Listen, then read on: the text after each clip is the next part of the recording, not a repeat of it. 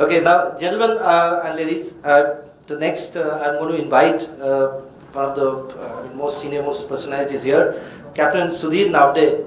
His profile is as follows. Our next speaker is Captain Naphde. He has been in public service and hence known to shipping industry for a long time.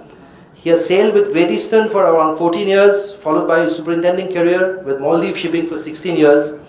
It is followed by his 15-year career with Government of India as nautical advisor. He is also a keen student of Marathi and English literature. Captain Sudhir Naphde.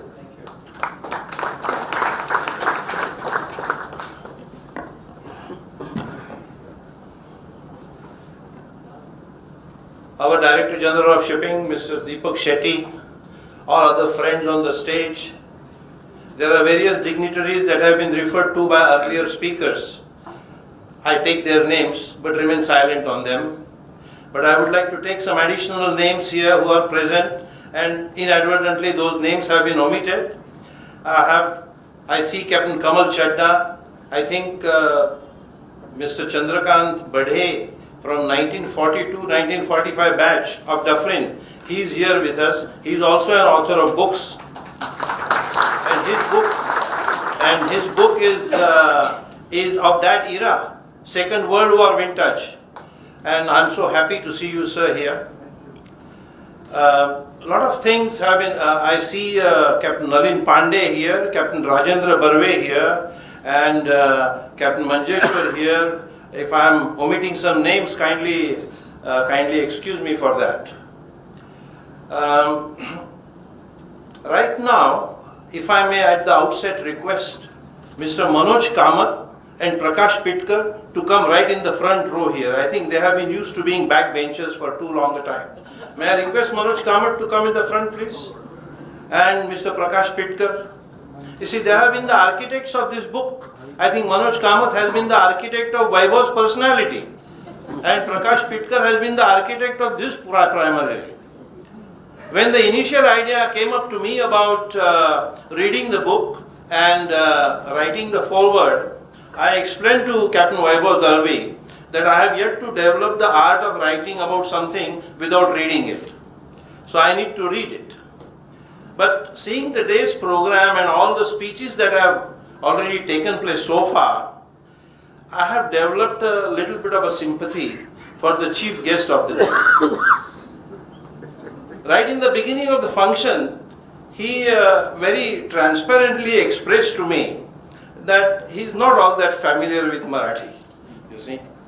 And I hope he is quite comfortable in his chair, and I am so happy that he is here amongst us. When I met him in the Veene, I told him, I said, sir, this is an unusual function.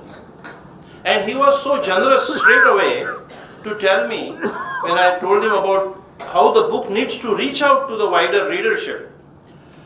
He straight away agreed that the book, this kind of a book, needs to go to the rural part of Maharashtra. And our earlier Director General of Shipping, Dr. Gautam Chatterjee, he will be very happy to have a word with him and see if the book can reach out through the government of Maharashtra's machinery to the wider readership in the rural area.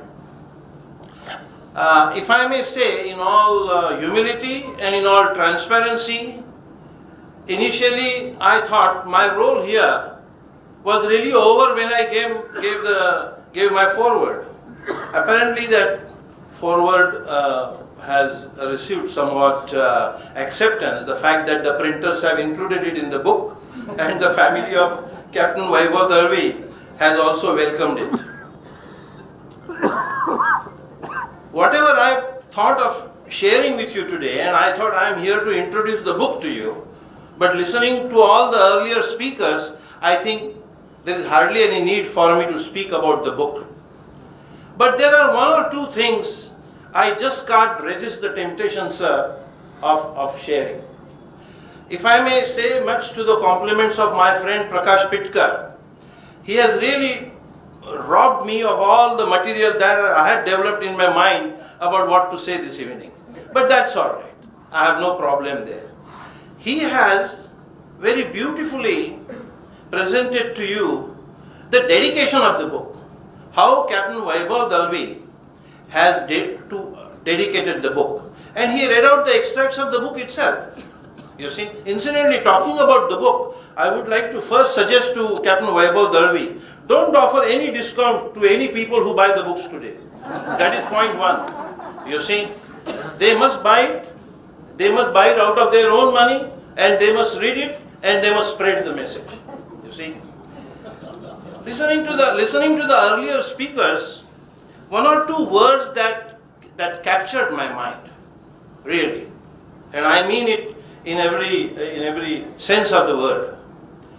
Mr. Datar used the word cherish. You see, just now he spoke. Whatever work that I gave him, Vaibhav cherished in doing it on board the ship. Captain Datar has been somewhat polite in saying that he harassed him and so on and so forth, but I don't think Captain Datar harassed him enough. The fact that Vaibhav found so many letters to write from the ships, and he found so much time to write so many letters from the ships, I think he was lucky that I was not his chief officer.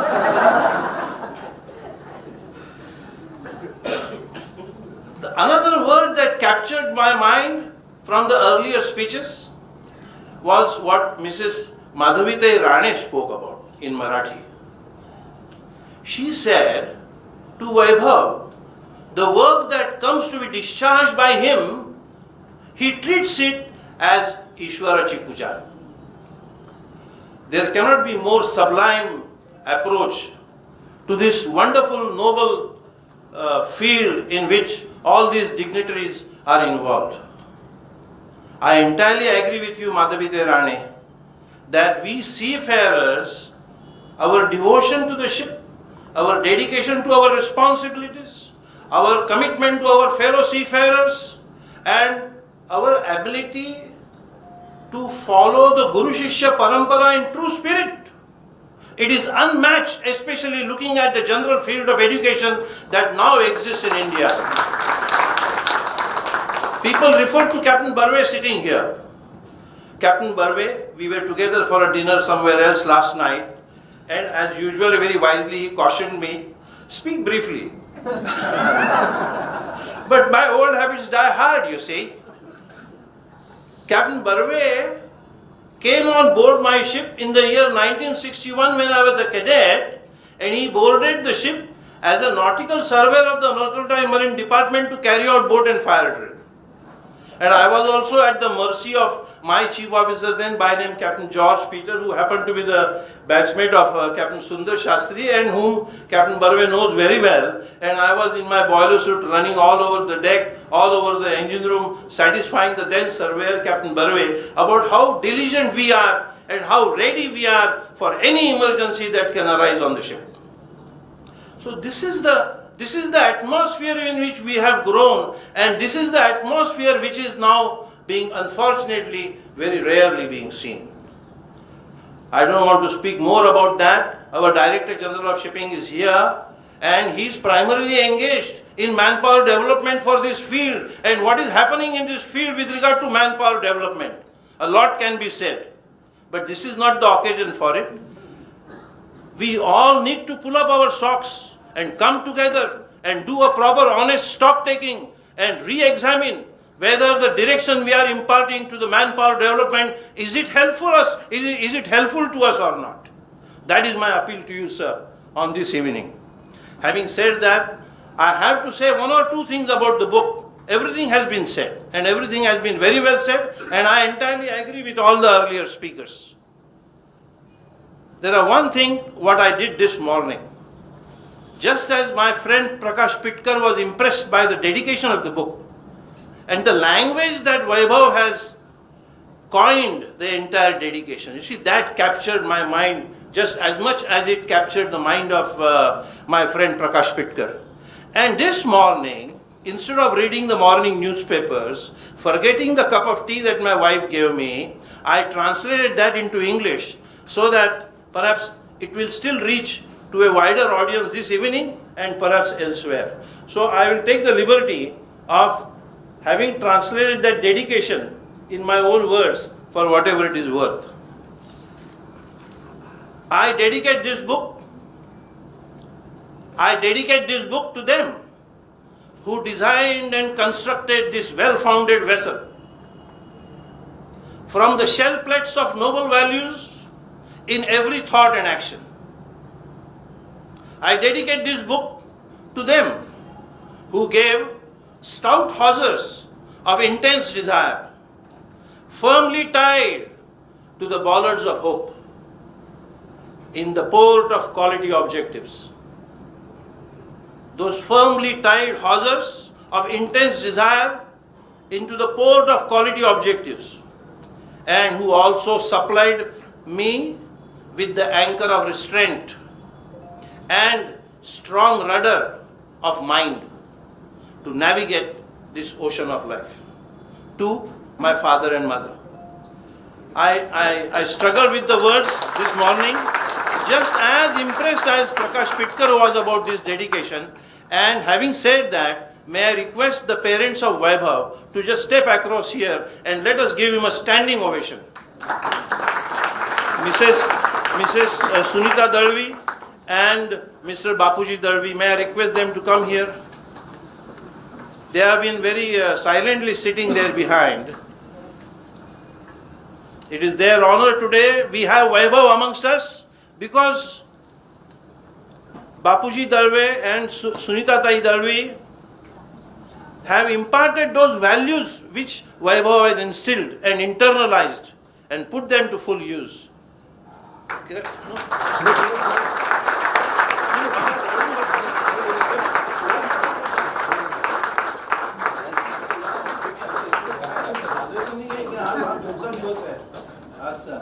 Now let us give a standing ovation.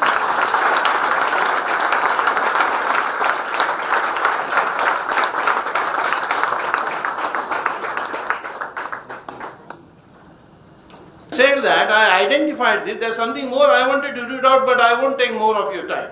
But this extract of Sunita Tai's letter, written way back in 1990 or 1989, which I am reading you a brief paragraph about her response to her son's experience.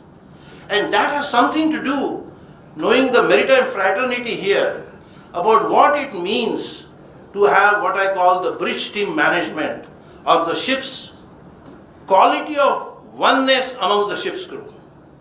I describe it as the quality of oneness of the ship's crew, and these words have come from a mother. They are not my words. Tuzha Chakri, this is in Marathi, sir, so kindly bear with me. And we have left no time for you. You can take as much time to speak, sir. तुझं चक्रीवादळाबाबतचं पत्र वाचलं. World atlas काढून Incheon कुठे आहे हे मी पाहिलं.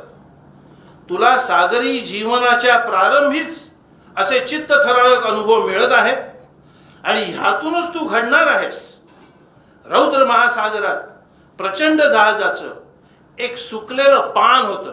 See, this sentence is so powerful in its message that however well-founded and however strong the ship is designed, when you are in the middle of that kind of a weather through which I have been, and all of us have been here, you see, the ship can become the dry leaf of a tree on the ocean.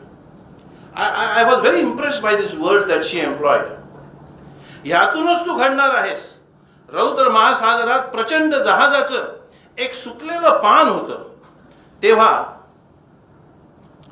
now comes the message for us maritime fraternity. तेव्हा जहाजावरील साऱ्या माणसांचा मिळून एक जीव तयार होतो.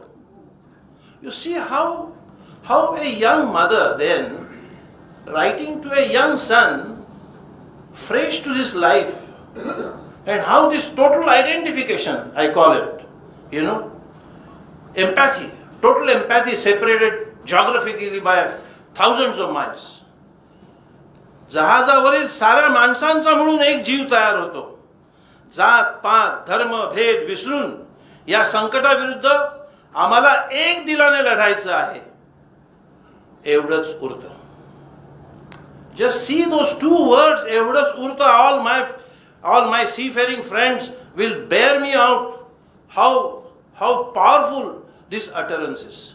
When the ship is going through critical waters and through critical situations, how the entire ship's crew must come. And काय त्यांनी शब्द वापरला, एका दिलाने लढायचं असतं. एवढंच उरतं.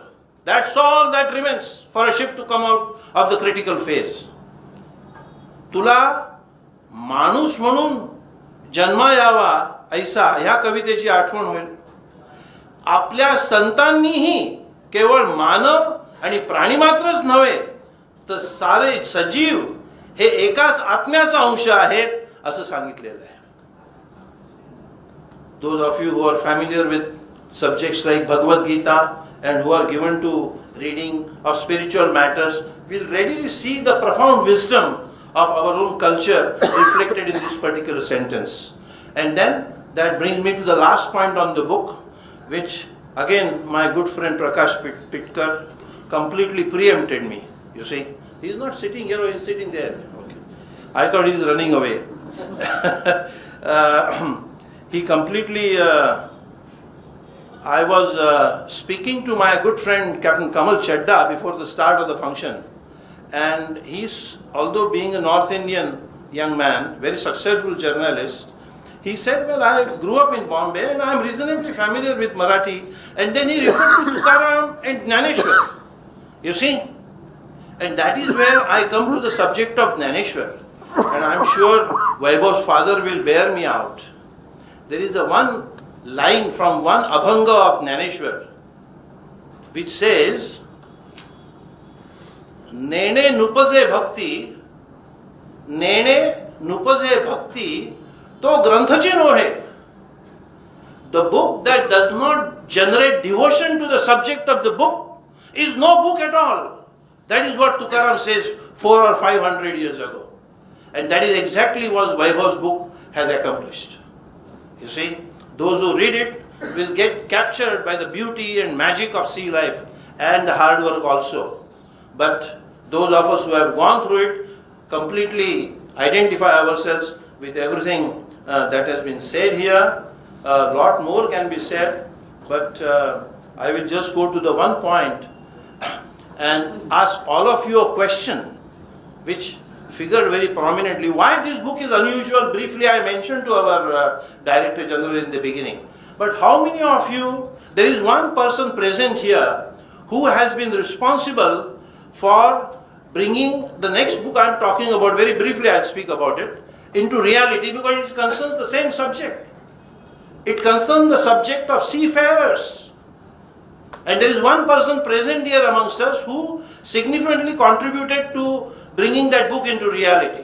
And in that connection, I want to ask the audience here, who are fairly senior from the maritime fraternity, how many of you have read a book by the title, Good Night, Sorry for Sinking You? How many of you, please raise your hands. Good night, sorry for sinking you. Nobody has raised a hand. You see? Oh, my wife has raised a hand. But another person who has, out of humility, not raised a hand is Captain Barve. You see, the author of the book, Philip Barker, you know, he wrote the book in London. Captain Barve was there in the Indian High Commission, and the book concerned the subject of Indian seamen on that wartime era, where the ship City of Cairo sailed from the port of Bombay, and under the naval intelligence she circled the South African coast and was on way to England. You see, it is a 400-page book. I am on the subject of being lover of books, you see, that's why I can't resist myself speaking like this. So that book is the best account of what it means to survive in a lifeboat. The best book that I can think of what it means to survive in a lifeboat. That's all I will say about that book. So those of you who are connected with manpower development, sir, as Director General of Shipping, I may request you to make this book a compulsory book, by Vaibhav's book also. But especially this book about Good Night, Sorry for Sinking You, should be part of every training institute that develops manpower. You know, and let us give a hand to Captain Barve for having helped that author in London for developing that book. I have a copy of it, but I won't lend it to anybody. Well, as I said, I am extremely thankful to the family of Dalvis for accommodating me in this particular adventure, if I may call it. It's an unusual book. It must deserve wider readership, and I'm sure it will. And there is another suggestion I have made in the foreword, so I don't want to repeat it. But I have suggested in my foreword that Captain Vaibhav Dalvi is not going to stop writing. I have suggested him as being, being an elder brother, and being especially the nautical advisor. You see, my job was to advise. Whether people took advice or not, it does not matter. I was nautical advisor to the government of India.